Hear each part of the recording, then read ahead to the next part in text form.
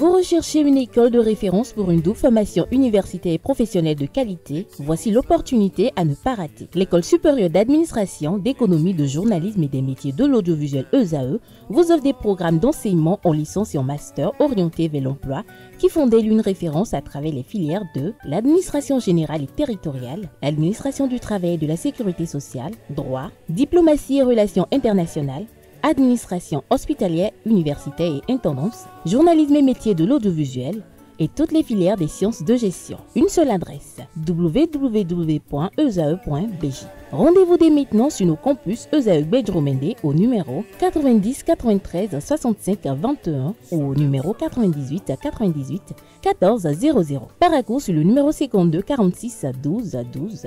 Aboumé-Calavi au numéro 52 88 44 44. Akpakpa au numéro 52 88 33 33.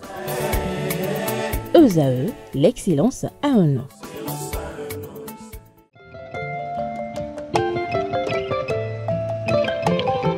Conseillère du Conseil économique et social pour le compte du littoral, elle est la coordinatrice de la mobilisation sociale AWLN, tête de liste du Bloc républicain 9e législature, 15e circonscription électorale, députée suppléante de la 8e législature. Celle que nous recevons cet après-midi fut ancienne directrice générale du Conseil national des chargeurs du Bénin. Dans son parcours, elle fut ancienne employée de la banque. Elle a étudié la banque, l'audit, la finance et la gestion immobilière. Comme sport, ce fut une ancienne basketteuse. La présidente de l'Organisation des femmes républicaines est très à l'écoute des femmes vulnérables et des personnes atteintes d'albinisme. Chers internautes, celle que nous recevons cet après-midi est Alimatou Badarou, coordinatrice nationale de l'Organisation des femmes républicaines. Elle est notre invitée sur Politiquement Féminin de ce samedi.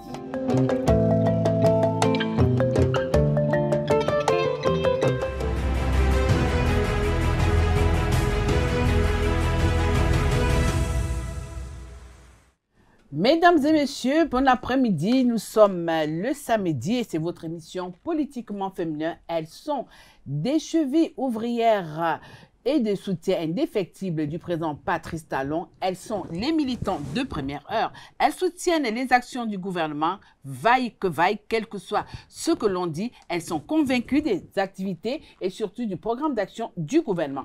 Pour ça, ce samedi, 9 ans de gestion du président Patrice Talon. Quel impact sur l'engagement politique des femmes qui, mieux pour en parler, elle est la présidente des femmes du Bloc républicain, Alimatou Badarou. Bonsoir. Bonsoir Madame Tatiana.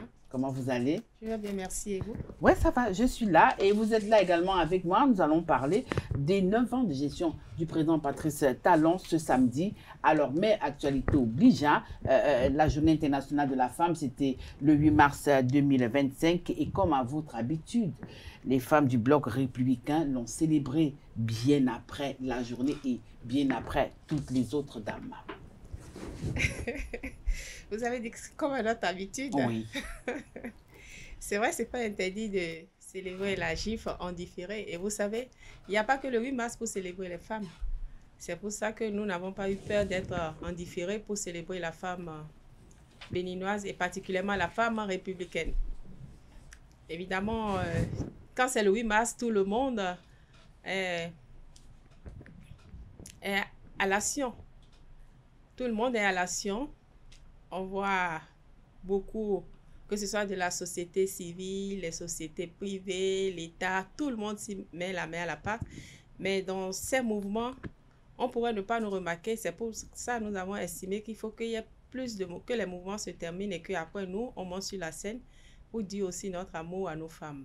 Alors justement, certains estiment et appellent généralement la célébration de la journée internationale au niveau du Bloc républicain, la célébration des tablas. Ah ouais, carrément. Non, je ne crois pas que ce soit seulement au niveau du Bloc républicain qui est la célébration des tablas. Tous les regroupements de femmes que vous avez pu voir. C'est vrai, mais vous êtes toujours les plus en vue. Ah mais c'est tant mieux, donc ça veut dire que notre objectif est atteint. Et effectivement, le tabla là, ce n'est pas un tabla fait à tout hasard. C'est un tabla qui présente nos couleurs. Vous allez voir que dans nos logos, vous avez le vert citron, vous avez notre cheval blanc cabré, qui est le blanc. C'est pour ça que nous sommes souvent en fond blanc. Et ce cheval qui montre la noblesse, l'allégresse, tout ce qui est vraiment du prestige de la femme républicaine, c'est à cette occasion qu'on manifeste ça. Alors, donc, juste, ça nous ressemble. Ça vous ressemble. Les questions liées au droit à l'égalité, à l'autonomisation des femmes dans votre parti, est-ce que c'est des mots réels ou alors c'est juste des mots? Oh, c'est des mots réels. Je peux vous dire que c'est des mots réels parce que dès l'événement de la réforme du système partisan, notre parti est né en 2018. 2 ans après, nous avons porté sur les fonds baptismaux l'Organisation des femmes républicaines, OFR, dont je suis la coordinatrice nationale. Et vous allez remarquer que dans les statuts de nos partis, les articles 55, 56 et 57 de la charte de notre parti consacrent l'existence des organisations de masse, dont l'OFR. Donc, c'est dit que ce n'est pas que des mots, c'est des faits. Et dans ce même statut, vous avez 30% qui nous est accordé comme représentativité dans les organes de décision au sein du parti, même les structures décentralisées du parti. Entre ce qui est dit et ce qui est fait, est-ce que c'est réel? Est-ce que c'est effectif? C'est effectif parce que nous veillons à cela au quotidien et ça fait partie des missions de l'OFR. Nous nous assurons que, effectivement, que ce soit dans les commissions techniques, tout organe de représentation au sein du parti, où il faut qu'on mette les militants, nous nous assurons que les 30% sont respectés. Et vous allez constater que ce soit au niveau d'un bureau exécutif élargi, nous sommes autour de 30%. Que ce soit au niveau du bureau restreint. Au niveau du bureau restreint. Le bureau restreint, peut-être que vous voulez parler du secrétariat exécutif où ils sont 9, on a une seule femme. C'est déjà un pas. C'est en deçà. 9 et une seule femme, il y a quelque chose qui ne va pas. Vous manquez de compétences féminines au niveau du parti? Non, c'est pas qu'on... Ou alors les hommes ne vous font pas suffisamment confiance? Non, c'est pas ça. C'est pas comment. C'est pas qu'ils ne nous font pas suffisamment confiance. Ça pose effectivement le problème de leadership féminin, les difficultés auxquelles nous faisons face. Nous avons de la compétence, de la matière. Nous travaillons, vous avez vu, tous les cris de cœur dans le monde entier. Promotion de la femme, égalité, genre. On essaye de faire, mais bon, comme nous avons eu du retard, sur le plan général, il y a eu du retard partout. Et donc, les hommes sont sur la table de décision. Ils ont le pouvoir. Donc, c'est eux qui décident. Pour le moment, nous n'avons pas le choix parce qu'ils ne sont pas suffisamment représentés pour influencer le changement. Donc, là, ce sont les hommes qui sont là. Et plus nous allons nous battre pour prendre de la place, vous imaginez, c'est des hommes qui vont manquer de place. Et donc, je crois que c'est de bonnes guerres. Ils ne veulent pas nous faire la place. Mais nous ne nous décourageons pas. Une femme déjà parmi les 9, c'est déjà un premier pas. Nous allons espérer que la prochaine fois, nous ayons plus de femmes, 2 ou 3. Au prochain congrès. Au prochain congrès, appeler les 30%. Mais pour y arriver, il faut travailler. Et c'est l'occasion pour moi de saluer quand même cette dynamique qui quand même consiste à penser déjà à nous. Et en choisissant une femme, et pas des moindres, puisque pour nous, la ministre Mathis, elle est la marraine de l'OFR. Elle est suffisamment représentative pour nous. Parfois, pour les milliers de femmes que vous êtes? Parfois, vous savez, c'est pas le nombre qui fait l'affaire. Le seul fait qu'on sait que déjà que notre marraine est là-bas, c'est comme si nos yeux sont là-bas, et nous sommes là-bas à travers elle. Elle est la marraine de l'OFR. Donc, tout ce qui concerne les femmes, elle se bat pour ça. Elle est déjà là, au moins en avant-garde, pour alerter. C'est important parce que si on n'en avait pas mis, qu'est-ce que nous allons faire? Nous allons suivre, n'est-ce pas? Mais Dieu merci, au moins déjà, on en a une qui, pour nous, quand je dis représentative, surtout qu'elle est la marraine de l'OFR. Parce que ça aurait pu être une autre femme qui n'aurait pas peut-être des attributions vis-à-vis de l'OFR. Je ne sais pas si vous comprenez. Donc, pour nous, c'est déjà la preuve que quand même le parti nous porte et qu'on est bien représenté. Évidemment, les prochaines fois, nous souhaiterons qu'il y ait plus de représentation. Pour le moment, nous avons de la représentativité, c'est pas mal. Déjà... Représentation, bien vous figurez? Non, on ne figure pas là. Quand je parle de représentativité, je parle de la qualité. Et quand je parle de la ministre Mathis, vous voyez de qui je parle. Donc, ce n'est plus à prouver. Elle est aussi vice-présidente chargée du patrimoine. C'est parce qu'il y a de la matière. Elle a des capacités pour tenir la trésorerie. Donc, c'est pas n'importe qui. Donc, c'est pour dire qu'en matière de représentativité, oui, ça se passe bien. Représentation, c'est le nombre. Nous n'en avons pas assez, nous allons travailler à y arriver, Inch'Allah.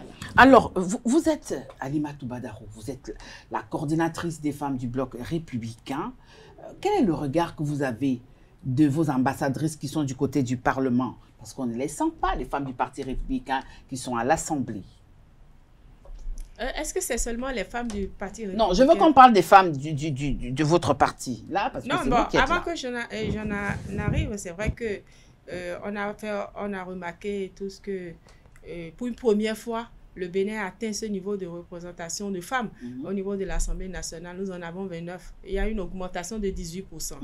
Et effectivement, comme c'est une première, normalement, on devait avoir un peu plus de bruit autour de la jeune féminine. De cette représentation.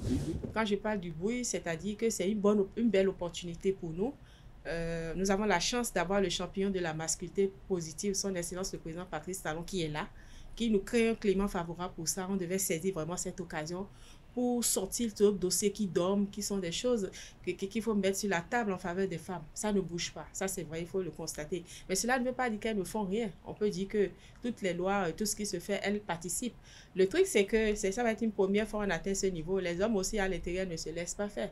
Vous allez voir que même vous, les médias, on devait vous associer. Parce que quand on parle des politiques, on a bien fait les statistiques, on a vu qu'au niveau des médias aussi, les femmes étaient sous-représentées. Alors, donc, vous voyez, quand les gens, ils ont les caméras là-bas au niveau de l'Assemblée, alors, vous profitez pour lancer des pics au passage, c'est ça? Non, je ne lance pas des pics au passage. C'est pour dire que le problème, le phénomène est général et que nous travaillons tous dans chaque secteur à y arriver, quoi. Et donc, du coup, parfois, quand vos caméras, peut-être quand on va commencer par comprendre l'urgence que tout le monde devait mettre là, la main à la pâte, je crois que vos caméras vont mettre bien en exergue les quelques femmes là à l'Assemblée quand il y a des débats, ce qu'elles font, pour qu'on puisse voir un peu ce qui se passe. On ne peut pas dire qu'elles ne font rien, elles travaillent, puisqu'elles participent à voter les lois. Et donc, 29%, c'est 29 femmes, c'est pas petit.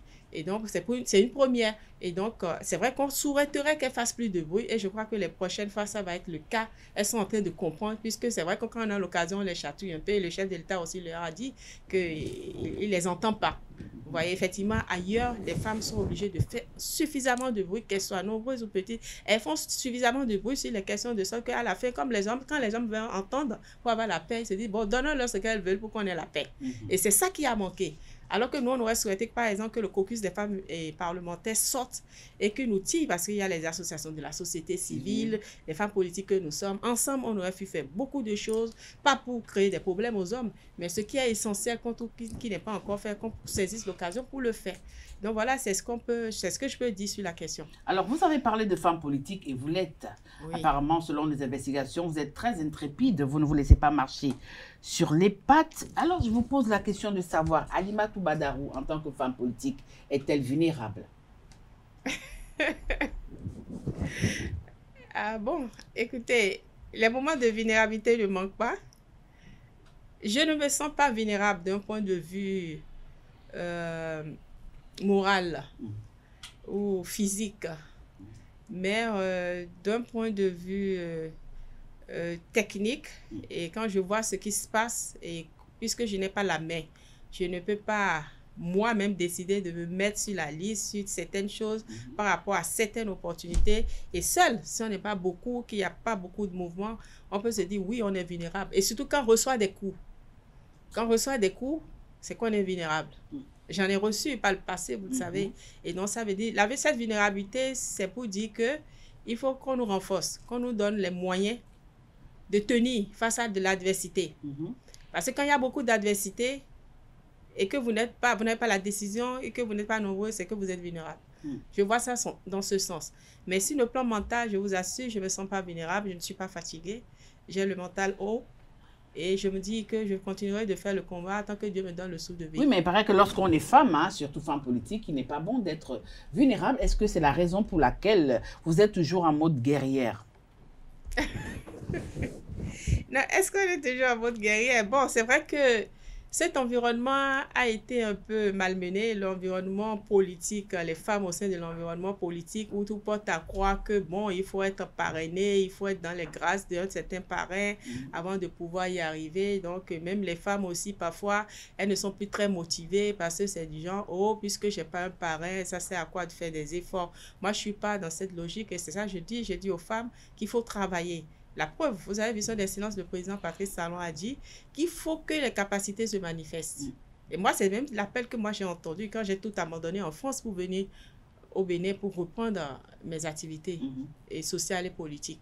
Donc, c'est dit que il faut aller sur le terrain, il faut travailler, il faut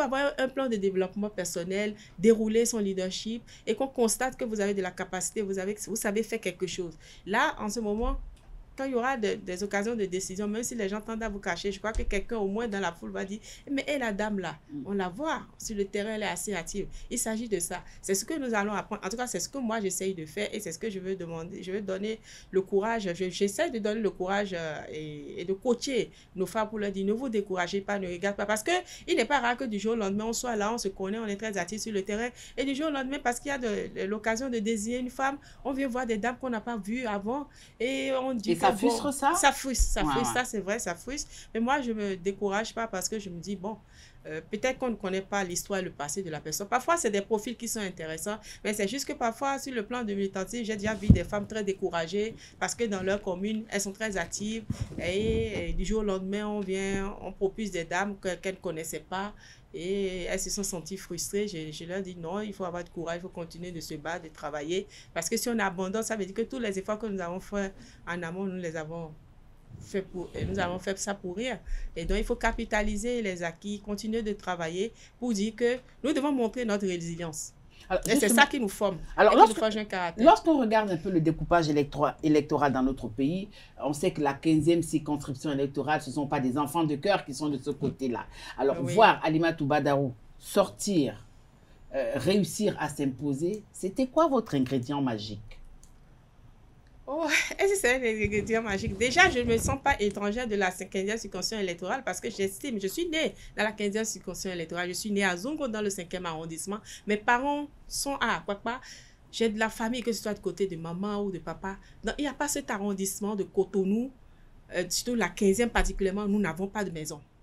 Et nous ne sommes même pas locataires, nous sommes propriétaires. Et vous savez, je viens de Porto-Novo. La 15e Porto-Novo, ça se tutoie. Et vous allez voir souvent, on dit, ah, vous, les gens de Porto-Novo, vous aimez rester à Papa. Non, je me sens chez moi. C'est vrai que le truc, c'est que je vais être la première femme qui a été positionnée tête de liste pour les législatives dans l'histoire du Bénin, à ce qu'il paraît. Et donc, c'est vrai que ça peut paraître comme un choc, mais je crois que les Béninois ont commencé par comprendre que c'est ensemble qu'on va travailler. Il ne s'agit pas de mettre les femmes à part, les hommes à part. Et je crois que c'est à l'honneur de ma circonscription, c'est à l'honneur des fils de cette zone de savoir que, oh, il y a une femme qui peut aller à ce niveau de décision pour les représenter. Et c'est même derrière l'occasion pour moi de leur dire, mais vous avez passé votre temps à donner vos voix aux hommes. Qu'est-ce qu'ils vous ont apporté de magique, d'extraordinaire? Et faites confiance aussi aux femmes, donnez-leur votre voix pour que ces femmes-là aussi atteignent ce niveau de représentativité. Vous allez voir ce qu'elles vont faire, comment elles vont impacter la commune. Il s'agit de ça. Moi, j'aime bien faire ce dialogue-là avec nos électeurs, nos militants de la 15e circonscription électorale. C'est vrai que c'est la circonscription la plus dure, la plus compliquée, mais je me sens chez moi, je n'ai pas peur, puisque je n'ai pas peur d'aller m'asseoir sur les tables de bureau et échanger avec les gens. Bon, mais évidemment, ils ne me connaissent pas. Ceux qui arrivent à me connaître, à me découvrir, se disent que oui, vous avez de la capacité, mais il vous faudra du temps, tout ça. Donc, je ne perds pas espoir. J'ai fait déjà mon exercice à la 9e législature, je ne regrette pas. Maintenant, je me sens encore plus à l'aise, je me sens chez moi et je sais que... Prête à rebondir. Tout à fait. Alors, selon nos investigations, Madame la coordonnatrice, il paraît que vous, les femmes du Bloc républicain, vous avez un ego surdimensionné. Waouh. Oui. Eh bien, je veux bien comprendre, parce que ça me paraît comme une affirmation. Non, c'est dans nos investigations que je vais pas livrer ici. C'est pas tous les jours qu'on a la chance d'avoir la coordinatrice. Est-ce que ce sont nos foulards qui nous font peur à ce point? Non, je ne sais pas. Je sais pas. Donc, c'est à vous de nous dire ça.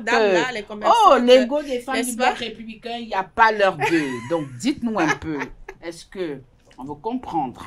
Non, mais je vais prendre ça comme un compliment. À vous de voir. N'est-ce pas? Voilà. Ça veut dire que les femmes républicaines, elles sont suffisamment élégantes. Vous savez, quand une femme dégage un peu de trop d'élégance, de loin, on a tendance à croire qu'elle est insolente et qu'elle est à un certain piédestal. Mais ce n'est pas le cas. Il y a beaucoup de cerveaux aussi au niveau des femmes. Donc, vous avez plein de docteurs. Donc, l'ego peut aussi venir de là. Ah, d'accord. Ben, écoutez, donc ça veut dire que c'est les stéréotypes. Nous sommes victimes de stéréotypes. C'est des stéréotypes classiques face auxquels nous nous battons tous les jours. Donc, il s'agit de ça. C'est bien qu'on ait des femmes qui aient de grands profils au sein du Bloc républicain. C'est vrai, il faut l'avouer. Il y a beaucoup de docteurs, il y a beaucoup de compétences. Mais bon, ces compétences veulent se mettre au service de la nation. Et ces compétences sont en tant que militants au sein du parti. Et au sein du parti, on ne se vend pas les titres, on est des camarades. Vous voyez, même le président du parti, on l'appelle camarade, Abdoulaye Biotchane, vous voyez. Donc, je ne crois pas qu'il y ait des égaux. C'est du côté de la Chine que vous avez copié ça? Du côté? De la Chine que vous avez copié? Non, pas du tout. C'est le militantisme qui nous fait nous appeler comme des camarades. Oui, ben, d'accord. C'est pas nécessairement du côté de la Chine. Non, c'est pour dire que faut pas qu'on nous regarde avec... enfin, si on veut nous regarder, nous juger sur notre présentation et nos titres, on va croire qu'on est vraiment... Alors, donc on vous regarde comme des femmes qui en ont plein la tête. Et c'est même pour ça que nous, vous allez voir que dans nos accoutrements, nous mettons nos foulards. Nous avons décidé de nous habiller pour ressembler à nos femmes, qu'elles soient au marché. Et la plus petite femme du Bénin, quand elle veut sortir, vous voyez comment elle s'habille, non? Rarement, vous allez nous voir dans des tailleurs, dans les costumes lors des cérémonies. Vous allez voir que nous nous mettons dans du local avec des foulards pour dire que nous nous ressemblons, nous nous identifions à nos femmes. Alors, que ce soit à la base, que ce soit la femme du village. Donc, c'est nous, ça. Donc, nous n'avons vraiment rien d'égaux. Mais si nous avons des profils, c'est tant mieux. Et que cela soit remarqué, que ça fasse qu'on ait plus de promotion. Alors, le 6 avril dernier, votre champion a quand même bouclé 9 ans de gestion à la tête du Bénin. Qu'est-ce que vous, femmes politiques, vous avez apporté du concret au président Patrice Talon en 9 ans de gestion? Oui, en 9 ans de gestion, nous avons été aux côtés de son Excellence. Parce que lui vous a fait des cadeaux. Hein? Oui, il a vraiment essayé par rapport à ce qu'on a eu jusque-là. Il faut reconnaître qu'il y a eu de grands efforts. Et je peux dire que c'est ça aussi qui fait un peu le génie de son Excellence, le président Patrice Talon. Parce que vous m'avez entendu tout à l'heure dire qu'il est le champion de la masculinité positive. Il a compris qu'il faut renforcer le capital humain. Et tout pays qui aspire à un développement ne doit pas négliger la gente féminine. Et donc, il a compris tout de suite. Et vous allez voir que tout le PAG1 et PAG2 s'est déroulé autour des jeunes et des femmes et des hommes. Et donc, c'est dit que le PAG2 nous conforte. Et c'est ça qui conforte davantage notre engagement parce que nous avons vu tout de suite des actions fortes. Vous allez voir que tout de suite, il a déroulé sur le plan économique beaucoup d'actions. On nous a mis en place un marché et moderne. Et il y a aussi d'autres marchés régionaux et nationaux et des vingtaines. Un peu partout dans les communes, dans les arrondissements, ça bouge. Et pour le mieux, pour le bien-être de nos femmes et dans les marchés. À côté de cela, vous allez voir que sur le plan sanitaire, il y a eu beaucoup d'investissements et les plateaux techniques ont été renforcés. Les femmes bénéficient toujours des prises en charge lors de l'accouchement, les kits de la césarienne. Aucun secteur n'a été laissé. Il y a eu beaucoup d'actions en faveur des filles.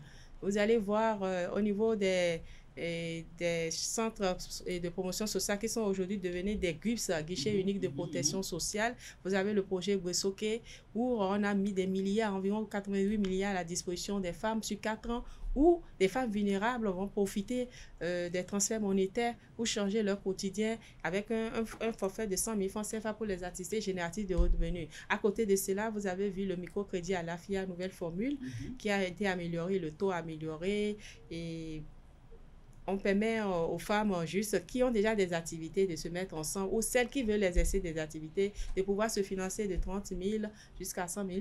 D'ici là, ça va passer à 150 200 000. Oui, ça, c'est des actions fortes, effectivement, que le président Patrice Talon a mis en place. Il a renforcé l'Institut national de la femme qui aujourd'hui peut s'auto-saisir et qui a une dimension juridique qui permet de protéger les victimes, de les assister.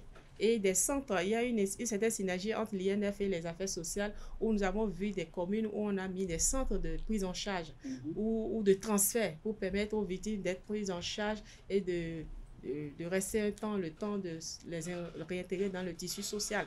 Et donc, vous avez des points focaux dans chaque commune du Bénin au niveau de l'Institut national de la femme pour décourager ceux qui exercent la violence sur les femmes. Donc ça, c'est à saluer. Et l'Institut peut s'auto-saisir en cas de violence faite aux femmes. Le président Patrice Talon a tellement fait pour vous, les femmes. Alors, vous, maintenant, femmes politiques, qu'est-ce que vous avez fait pour lui sur le terrain? Alors, je vous ai d'abord dit d'entrée de jeu que le PAG... Oui, je suis d'accord avec le PAG. Je suis d'accord avec le PAG, mais vous, est-ce que grâce à lui quand même, vous êtes un certain nombre au Parlement aujourd'hui. D'accord. Est-ce que vous avez pris dès lors maintenant cet engagement de dire, Monsieur le Président, nous n'avons plus besoin de ces faveurs, laissez-nous véritablement mouiller le maillot afin que nous-mêmes nous puissions nous battre pour que ce soit un 50, pourquoi pas un 70%. Ah bon, donc vous pensez que c'est des faveurs? Oui. Non, c'est-à-dire que c'est la lecture que vous faites qui n'est pas objective. Parce que vous savez très bien que dans le monde entier... Ah non, moi je ne sais pas. Dans le monde entier, il y a un écart de plus de 100 ans entre les inégalités et ce qu'il y a comme inégalité entre les hommes et les femmes. Et tout le monde travaille à corriger ces inégalités-là. Alors, dans cette correction d'inégalités, le Bénin aussi a eu la chance d'avoir un Rifochi, le président Patrice Talon, qui a estimé qu'il faut qu'il fasse des réformes pour permettre à la femme de se sentir à l'aise et de pouvoir exercer dans un environnement plus approprié. Et c'est ce qu'il est en train de faire. Et nous, femmes politiques, nous le ressentons et c'est ce qui, je vais vous dire, accroît davantage notre engagement. Par exemple, nous, au niveau du Bloc républicain, nous sommes comptables du bilan de son Excellence, le président Patrice Talon, parce que notre parti est un parti de la mouvance présidentielle. Nous accompagnons les actions de son Excellence, le président Patrice Talon. Ce que je peux vous dire, qui est notre rapport à nous, c'est que des réformes majeures ont été mises en place. Ce que nous faisons en tant que femmes, au niveau de nos partis, c'est de vulgariser ces réformes-là. Et c'est de ça que je vous parlais tout à l'heure. Vulgariser ces réformes. Vous avez vu, il y a eu des lois. La loi 2021-11 sur les répressions, les infractions commises à raison de 16. Vous avez la loi 2021-12. Elle, par exemple, pour la santé sexuelle et de reproduction. Vous avez la loi 2021-13. Tout ça, les lois triplettes là, du 20 décembre 2021. Elle, pour le code de la famille, où en son article 6, aujourd'hui, on permet désormais à la femme de mettre son nom à son enfant ou de mettre à côté de son... Oui, ça, c'est des réformes majeures très importantes. Et ça, nous prenons la responsabilité d'aller transmettre ces informations à nos populations à la base parce qu'elles sont en bas et n'ont pas toujours idée de tout ce que le président a fait comme prouesse pour redorer l'image de la femme béninoise. Donc, c'est pour ça, à chaque regroupement que vous nous voyez avec nos femmes, nous parlons de ça. Nous avons lancé les GIF, les Journées internationales de la femme, et dans la 6e circonscription électorale à Calavi, le week-end dernier. Nous avons mis en place des communications, les défis et stratégies de l'autonomisation des femmes. À travers ces communications, nous faisons aussi le bilan des acquis au niveau du Bénin. Et à ces occasions, nous essayons de vulgariser tout ce qui a été fait comme réforme pour changer la vie de nos femmes. C'est ce que nous essayons de faire. Alors donc, c'est pour dire quoi? C'est pour dire que nous participons à l'action du gouvernement. Nous sommes conscients des efforts que le président Patrice Talon... de la gestion. Nous sommes, et c'est avec fierté que nous descendons dans nos quartiers de ville pour faire la sensibilisation, pour dire aux femmes, vous avez des opportunités, allez dans les guichets uniques de protection sociale, les transferts monétaires qui sont faits en ce moment au ménage. Quand je vois mes femmes, je leur demande, est-ce que vous êtes au courant? Il y en a qui témoignent, celles qui ne sont pas au courant, elles disent, ah bon, je dis, rapprochez-vous de vos CPS. Donc tout ce qu'on fait pour changer la vie de nos femmes au quotidien, les filles qui sont déscolarisées, aujourd'hui l'État les prend en charge. Pendant 3 ans, on peut les mettre en formation, on leur donne de l'argent par mois pour qu'elles puissent avoir leur diplôme. Et aujourd'hui, il y a des QCM, il n'y a plus besoin d'attendre des centaines de mille pour avoir son diplôme. Toutes ces belles prouesses que le chef de l'État a mis en place au profit des femmes, notre responsabilité, nous, en tant que femmes politiques, c'est de restituer ça à nos femmes à la base. Et c'est ce que nous faisons pour accompagner justement ces opportunités que le chef de l'État, son Excellence le président Patrice Talon nous a données. Donc nous sommes conscients de ces efforts, nous travaillons à vulgariser cela. Je peux vous dire que même si ça paraît modeste, c'est notre apport. Et nous l'accompagnons aussi des prières. Parce que vous avez vu, quand les marchés ont été ouverts, vous avez vu comment les femmes, elles étaient émerveillées, elles priaient, elles avaient des rêves que je n'ose pas dire ici de faute. Si je dis ça, on va dire que oh, je suis en train de violer la loi, mais c'est pour vous dire que nous sommes conscients que nous avons trouvé une perle rare qui vient peut-être une fois chaque siècle, mais on espère qu'on aura d'autres perles rares comme son Excellence le président Patrice Talon pour continuer de travailler pour le développement de la femme béninoise. Voilà, merci. Nous avons terminé notre entretien. Le loup et la louve s'installent juste après pour le duel.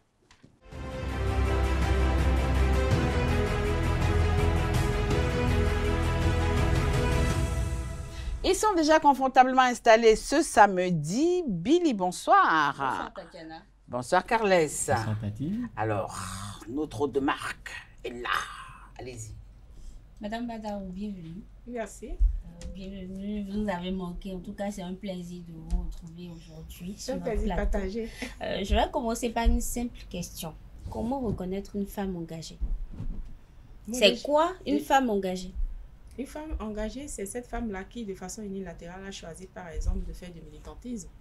Puisque nous sommes dans le sens de la politique. Et donc, quand elle est engagée, ça veut dire qu'elle assume ses responsabilités, elle participe aux réunions de son parti, elle donne ses cotisations normalement, et quand le parti a besoin d'elle, elle est à la disposition du parti et travaille pour l'image de son parti, et se forme aussi. Parce que pour être engagé et être un bon modèle et représenter correctement son parti, il faut être formé. Et il faut vendre son parti et se sacrifier aussi surtout. C'est important parce que le militantisme, c'est comme du bénévolat qui dit pas son nom, sans attendre quelque chose en retour. Travailler pour permettre à son parti de gagner, travailler pour faire découvrir son parti aux militants, travailler à aller chercher d'autres militants pour le parti, convaincre d'autres militants de venir dans son parti. Donc, être un modèle, être engagé, c'est être aussi un modèle aux yeux des autres. Et donc, vous reconnaissez, vous l'avez déjà dit, l'engagement, dans l'engagement politique, il y a le militantisme, il y a également l'engagement associatif, le vote et tout ça. Oui. Précisément, les femmes du bloc républicain, oui. Quelle est leur particularité? C'est vrai, vous avez cité tout ça, mais par quoi est-ce qu'on les reconnaît précisément? À part le foulard, les fêtes et tout ça. Par quoi est-ce qu'on les reconnaît précisément quand on parle d'actes, d'impact? Donc, vous voulez dire par là que nous faisons remarquer seulement que par les foulards et les fêtes. Ce qui attire facilement déjà, quand on vous voit, c'est le foulard. On peut vous reconnaître facilement par le foulard et tout. Donc, à part ça, et on sait que vous sortez et tout. Non, ce que je peux vous dire, ces rassemblements que vous voyez et ces foulards que vous voyez, il faut lier à travers ça l'engagement. Oui, l'engagement. C'est de l'engagement. C'est pas qu'on se met ensemble juste pour faire les réjouissances. Comme je l'ai dit tout à l'heure, quand nous asseyons, nous faisons le bilan des acquis. Puisque je vous ai dit que nous sommes comptables. Oui, vous êtes engagé et vous soutenez le président Talon. Exactement. Mais et de toutes ces belles choses que nous faisons quotidiennement, nous faisons le point. Oui, à travers votre engagement. Oui. En quoi impactez-vous la population? Mais c'est ça, je vous dis, nous travaillons à montrer à la population qu'il faut qu'ils aillent en politique. Vous savez, avant, il y avait un grand désordre sur le plan politique. Nous avons, par exemple, des femmes qui sont des femmes leaders, qui sont là, elles se disent que bon, j'ai des femmes, elles veulent vendre des femmes pour faire de la visibilité.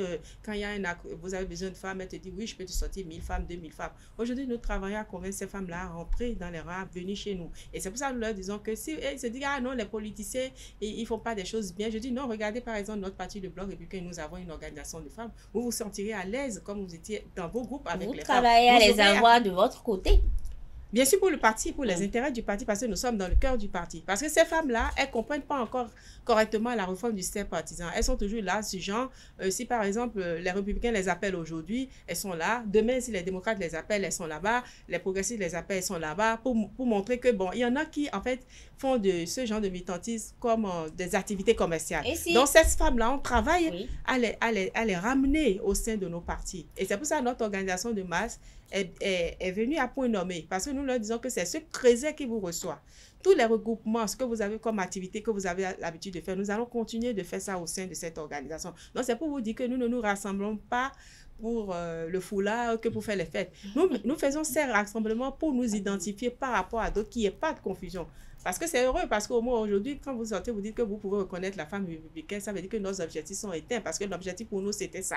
Si ces femmes-là nous voient et qu'elles nous admirent, et que nous sommes des modèles, elles seront tentées de venir vers nous. Et vous savez, ça a aussi son impact parce qu'on a vu des hommes qui ne veulent pas que leurs femmes sortent pour aller en politique, mais parce qu'ils ont compris que, attention, ce parti a des regroupements de femmes et que ce n'est pas qu'il y a des hommes là qui vont enquiquiner leurs épouses. Ils donnent la permission à leurs femmes d'aller naturellement en politique. Donc, c'est stratégique pour nous. Oui, merci. Quand vous parlez de ces femmes-là qui, selon vous, elles ne maîtrisent pas encore la réforme du système partisan, vous pouvez reconnaître par là qu'il y a encore du travail à faire au niveau de la réforme. Non, ce n'est pas la réforme. Il y a du travail à faire au sein de nos populations. Nous avons tous la responsabilité de leur population et de la sensibilisation alors. Oui, il faut qu'il y ait de la sensibilisation pour expliquer aux femmes que désormais, nous n'allons plus faire comme nous faisions avant. Chacun rentre dans un groupe, dans un parti, chacun vient donner sa voix.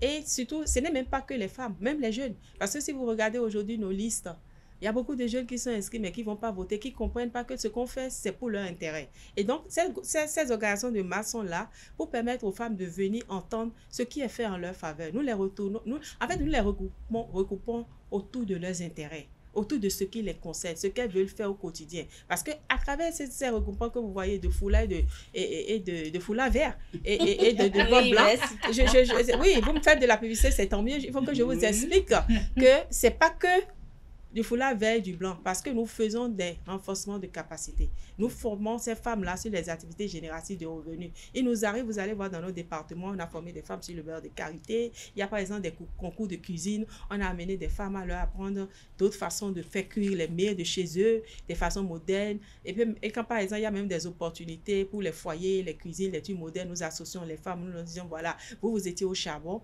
il faut qu'on améliore l'environnement, parce que nous travaillons à participer à l'amélioration de notre environnement aussi. Donc, à ces assises, on leur dit, bon, voilà, vous avez fait des foyers de charbon, voilà, on vous a amené maintenant le gaz. Et puis, on leur soumet ça, ça nous est déjà arrivé. Vous allez voir avec les femmes dans le 6e arrondissement, où on leur a permis même d'acheter des foyers de gaz à payer sur 6 mois, de façon différée. Donc, c'est ça, en fait. Quand je vous dis qu'on les regroupe autour de leurs intérêts, il s'agit de ça. Et c'est pour ça que vous allez voir qu'elles sont contentes. C'est spontanément qu'elles-mêmes, elles achètent leurs uniformes.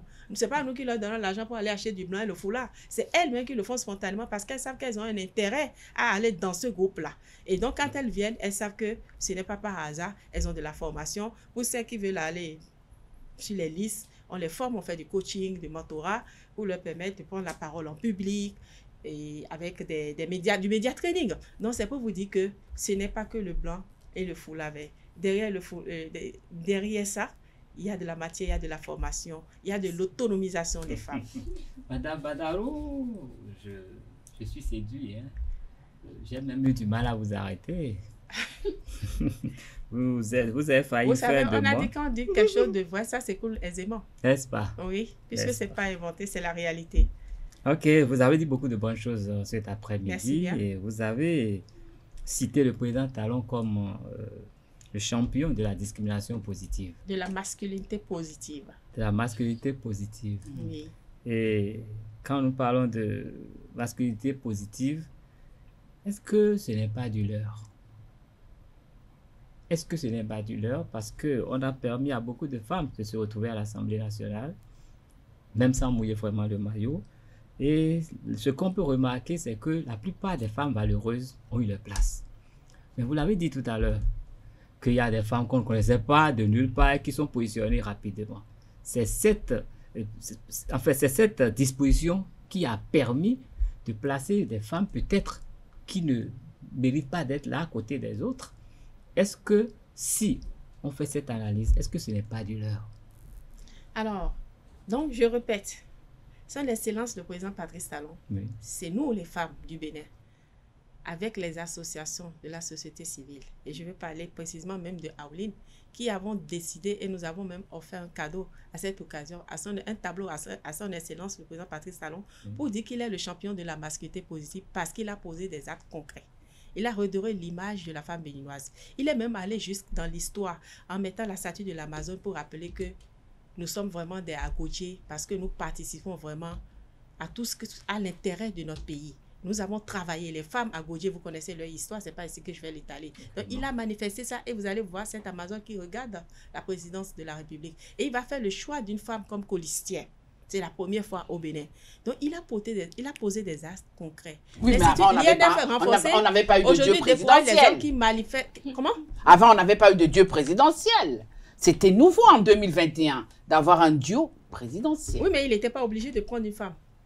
Non, il pouvait prendre un homme, puisque la loi ne l'oblige pas à prendre une femme. Mais il a fait le choix d'une femme. C'est important, c'est salutaire, c'est-à-dire pour nous, on ne s'y attendait pas. Et donc, c'est la preuve qu'il a compris le rôle et l'importance de la femme et nous a amenés à ce niveau.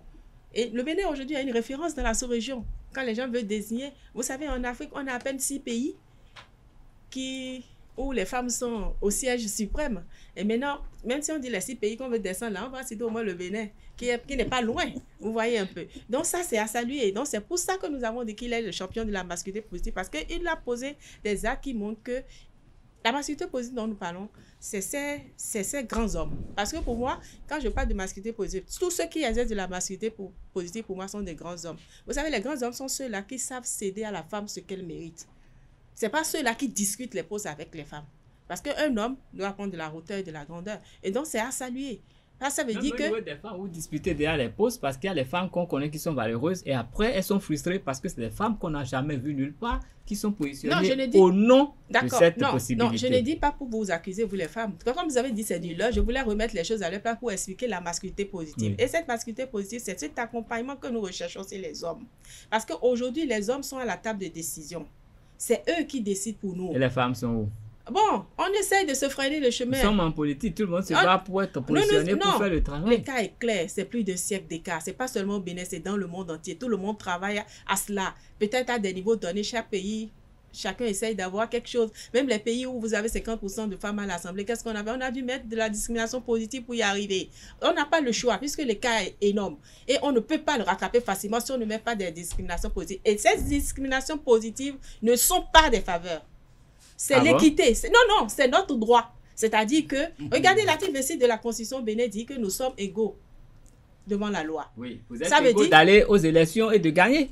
Mais maintenant, oui, qui fait les listes? Pas pour être... Dans ce cas, donnez-nous la liste, on va la faire. Non, mais quand vous êtes dans un parti politique, si vous êtes bien représenté dans le parti politique, vous avez droit. Non, c'est trop facile, ça. Il y a des présidents de partis politiques au Bénin. Vous savez très bien que si nous travaillons à ce qu'il y ait plus de femmes, ça veut dire que des sièges vont manquer pour les hommes. Il ne faut pas se leurrer, c'est la vérité. C'est des béninois, ça va s'équilibrer. Il y a des femmes qui gèrent des partis politiques. Vous avez vu combien, depuis 90, combien d'assemblées? Il a fallu la 8e législature. Il a fallu la 9e législature. Le cadeau. Non, ce n'est pas le cadeau. Okay. La discrimination positive pour régler les équilibres. Vous savez, quand nous allons atteindre 50%, c'est-à-dire 109 députés, quand nous allons avoir peut-être 55 femmes députées, vous pouvez enlever la discrimination là de la Constitution. Nous, on n'aura pas de problème par rapport à ça. Pour réussir un examen, on se bat. On ne vous dit pas, vous avez 10, maintenant battez-vous pour avoir la mention. Vous savez que vous avez triché avec nous sur le temps. Les hommes, avec des stéréotypes, ont triché, ont estimé que les femmes devaient rester à la cuisine pour leur faire la nourriture. Et aujourd'hui, d'ailleurs, et c'est pour ça, nous avons commencé par comprendre.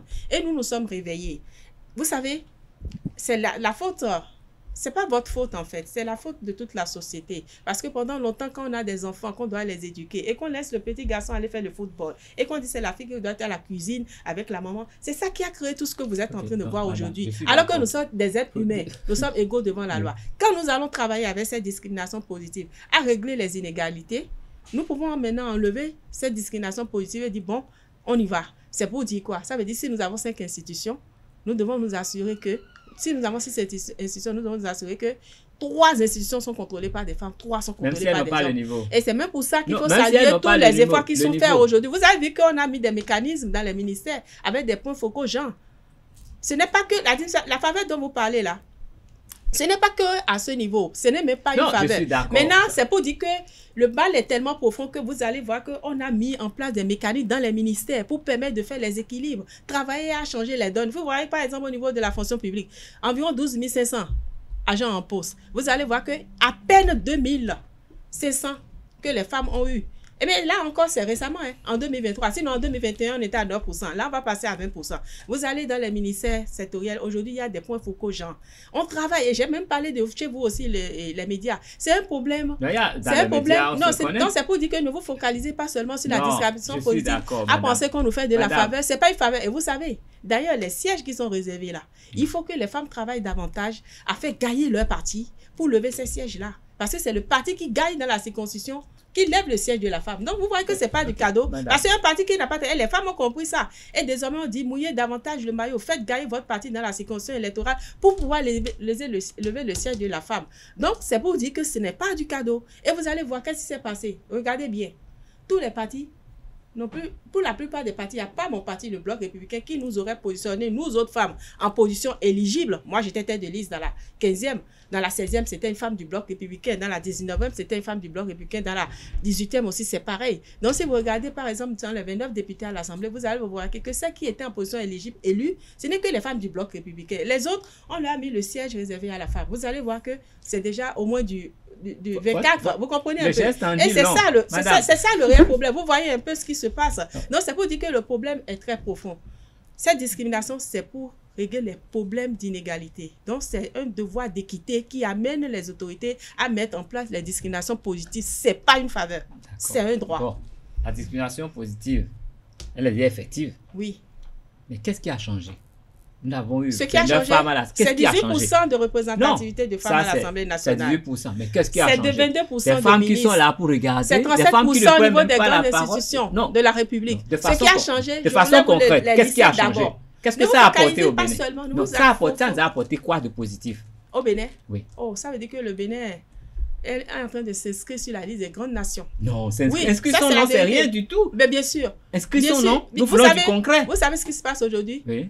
Il y a même des sommets où quand le Bénin va, il ne présente pas les femmes, on les renvoie. Vous avez déjà appris ça? Il y a eu des sommets où on est invité et ils sont venus sans les femmes, on les a renvoyés. Le monde fonctionne aujourd'hui autrement. Et vous savez, nous sommes déjà à la dimension même du 50%. Non. Au niveau des Nations Unies, l'Union africaine, on ne parle même plus de 30%, c'est du 50% maintenant. Mais qu'est-ce que ça apporte de nouveau? Qu'est-ce que ça apporte de bien? Ce que ça apporte de bien, c'est un tout pays qui aspire au développement. Tout pays qui aspire au développement ne peut pas faire sans la femme. Nous sommes 52%. Dans les productions, c'est plus de 70% de la main-d'œuvre des femmes. Est-ce que vous avez déjà vu une entité économique ou sociale où il n'y a pas de femmes? Il n'y en a pas. Alors, et donc, si nous sommes des moyens importants dans le dispositif de capital humain, il faut qu'on investisse sur nous. Et d'ailleurs, le Bénin est en train de travailler aujourd'hui à mettre en place la budgétisation du genre, c'est en cours. On n'a pas le choix. Que ce soit avec les partenaires sociaux, nous sommes obligés. Les objectifs de développement durable nous l'imposent. Et vous avez vu comment les femmes, c'est-à-dire, je ne sais pas comment vous l'expliquer, tout pays qui aspire à un développement doit investir sur la femme. Parce que les femmes sur la femme ou bien sur l'homme? Sur les femmes. Parce que les hommes, vous avez eu le contrôle pendant longtemps. Tous les projets mis en place, vous avez vu ça faiblir. Les sociétés du monde qui ont mis autant de femmes dans leur conseil d'administration et à la direction ont eu des résultats positifs. Les statistiques le montrent, ce n'est pas moi qui le dis.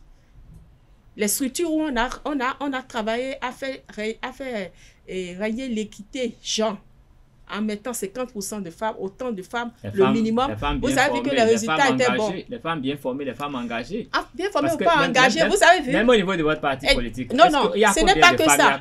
Et vous avez même vu que le Bénin a innové en créant... Il y a combien de femmes? Non, là, non, vous allez chercher juste dans les petits trucs. C'est pas ça qui m'intéresse, moi. Vous n'êtes pas nombreuses et vous voulez non, nous sommes nombreuses. C'est la discrimination, c'est-à-dire c'est les stéréotypes en place qui tendent à nous mettre derrière le rideau. C'est ça que nous sommes en train de combattre. Et c'est encore l'occasion de saluer toutes les réformes engagées par son excellence le président Patrice Talon. Vous allez voir qu'au niveau des affaires sociales, nous avons mis en place le compendium des compétences. Aujourd'hui, maintenant, vous avez des femmes ingénieures. Toutes les compétences féminines sont inscrites sur cette plateforme-là. Si vous voulez recruter, vous allez là-bas. Pourquoi est-ce que ce ne sera plus seulement sur le plan politique qu'on ira chercher des femmes? Je sais pas si vous comprenez. Ce n'est pas sur le plan politique qu'on ira chercher des femmes engagées. Il y a des femmes qui ont le profil. Il y a maintenant une plateforme, désormais une entreprise privée ou publique qui a besoin d'un profil de femme, qui veut vraiment faire du bon chiffre d'affaires, pour avoir de bons résultats, a intérêt à avoir des profils féminins dans son équipe. Et donc, nous avons désormais une plateforme au Bénin où on peut aller consulter ces profils-là. Et le Bénin travaille aussi à renforcer la jeunesse au niveau des filles. Il y a beaucoup de programmes pour permettre aux filles de maintenir les filles à l'école, de leur donner des kits pour les maintenir à l'école, de soutenir les filles vulnérables. Et en plus, ils ont créé des écoles pour les filles qui sont fortes en sciences techniques. Et vous allez voir, il y a des bourses qui sont déjà réservées pour ces filles-là et qui prennent, il y a des filles qui ont au moins 30 000 francs par mois pour leur permettre d'aller à l'école travailler. Donc, ça veut dire que le PAG ne s'est pas trompé en mettant les femmes au sein des décisions. Ne regardez pas le côté politique pour croire que c'est des faveurs. Et puis, une fois que c'est ouvert et que tout le monde a compris et que la masculinité positive est active et a compris que nous sommes complémentaires, les hommes et les femmes, le reste va venir naturellement et on ne sera plus obligé d'utiliser la discrimination positive. Nous serons à des postes de décision et nous allons pouvoir influencer le changement. Madame Badar, merci pour tout ce que vous avez dit. Moi, j'ai ma dernière question qui est, en tout cas, c'est un exercice. Vous allez choisir entre deux mots. C'est un petit jeu. On va parler de douceur et de jeu brut. Pardon, de douceur et de force brute, pardon. Douceur, force brute. Vous allez choisir quoi en tant que femme politique étant membre d'un parti comme Bloc républicain, oui, comme arme pour pouvoir atteindre vos objectifs en tant que femme politique et impacter les femmes du pays? Vous choisissez quoi entre douceur et force brute? La douceur. La douceur. Oui. Parce qu'avec la douceur, vous allez y parvenir. Oui, parce que nous avons compris que pour avoir ce qu'on doit prendre. Puis vous savez, quand nous faisons les renforcements de capacité, nous avons conscience en fait de nos énergies, de nos potentiels en tant que femmes. Et nous avons compris que pour prendre les choses chez les hommes, on n'a pas besoin de faire du bruit. C'est avec la douceur qu'on peut leur prendre ce dont nous avons besoin. Et c'est pour ça que je vais utiliser la douceur. C'est comme au foyer alors. Bon. Dans le foyer. Au foyer, il y a des moments où on utilise la douceur, il y a des moments aussi où on utilise aussi la force, de l'agressivité. Quand ça demande ça, on va donner. Carrément. Mais en politique, c'est que la douceur, selon vous. Bon, en politique, pour le moment, puisque vous avez vu les cas énormes, nous allons faire de la douceur pour avoir ce qu'on veut avoir. Merci. Voilà, merci Carles, merci Billy. Et nous sommes pratiquement arrivés à la fin de notre émission. Mais avant de partir, le rituel n'a pas changé, hein, Madame Badarou. Carles va nous faire le résumé et puis vous aurez droit à votre mot de fin et ce sera la conclusion. Carles. Merci, Madame Alimatou Badarou. Vous êtes conseillère au Conseil économique et social. Vous êtes la présidente de l'Organisation des femmes républicaines. Aujourd'hui, nous avons parlé des 9 ans de gestion du président Talon. Quel impact sur l'engagement des femmes? Et vous avez martelé tout au long de cette émission que vous êtes reconnaissant à l'endroit du chef de l'État, qui est le champion de la discrimination, De la masculinité positive, qui a mis en place des dispositions qui ont quand même permis aux femmes de se révéler. Et il l'a symbolisé par une statue, celle de l'Amazone qui regarde le palais. Et vous estimez qu'à travers cela, il est en train de nous dire qu'il faut la femme partout pour que ça puisse vraiment marcher. Sans la femme, nous ne pouvons rien avoir. Et vous avez dit que vous préférez la douceur pour tout arracher aux hommes. Parce qu'avec la douceur, vous pouvez l'avoir. Et vous nous avez fait comprendre que le foulard vert blanc, ce n'est pas seulement un apparat, mais c'est quand même un moyen pour rassembler des femmes autour de leurs propres intérêts. Et vous nous avez cité beaucoup de réalisations de ce gouvernement qui avantage les femmes, en passant par les actions, les tests de loi et beaucoup d'autres choses. Et vous réjouissez du fait qu'aujourd'hui, les dispositions sont prises pour le renforcement du capital humain de la femme pour qu'elle soit suffisamment compétente pour prétendre au vrai poste. Et je crois que vous nous avez parlé de cet aspect, en fait, de la qualification des femmes qui est aujourd'hui beaucoup plus facile avec les QCM. Les gens ne sont plus obligés d'investir. Et vous encouragez même ceux qui vont peut-être venir après ce gouvernement à continuer sur cette lancée pour que le Bénin puisse se hisser à un certain niveau, parce que vous estimez que nous sommes déjà à un résultat qui est très apprécié en Afrique et que d'ailleurs les dispositions internationales nous obligent à continuer sur cette lancée. Et votre souhait, c'est que les femmes puissent vraiment comprendre que leurs intérêts sont quelque part et qu'elles aillent vers ces intérêts pour pouvoir vraiment en bénéficier. Le rendu est bon. Oui, très bon. Alors, votre mot de fin. Je voudrais saluer cette opportunité que vous me donnez de parler des braves femmes républicaines dont je suis la coordonnatrice nationale et vous dire que derrière ces femmes-là, il y a de l'engagement, il y a de la résilience. C'est des femmes résilientes qui travaillent au quotidien pour faire gagner le parti. Et nous avons compris que nous avons une chance avec son Excellence le président Patrice Talon. Nous saluons toutes les réformes en notre faveur. Et nous travaillons à les vulgariser davantage et nous espérons que notre pays va renforcer davantage ses acquis au profit de la femme, renforcer davantage ses acquis aussi au profit du développement du Bénin et que ce n'est qu'ensemble, hommes et femmes, même dans la main, que nous avons travaillé pour développer le Bénin. Voilà, chers amis internautes, nous sommes arrivés à la fin de notre émission Politiquement Féminin de ce samedi. 9 ans de gestion du président Patrice Talon. Quel impact sur l'engagement politique des femmes? Nous avons reçu pour vous, pour cet exercice, Alimatou Badarou. Elle est coordinatrice de l'Organisation des femmes du Bloc républicain. Durant ces 9 ans, elle reconnaît que le chef de l'État, Patrice Talon, est le patron de la masculinité positive. Merci chez vous. Merci de toujours préférer ESAE Télévision. Retrouvons-nous le samedi prochain pour d'autres actualités et d'autres décryptages. Au revoir. Bye bye.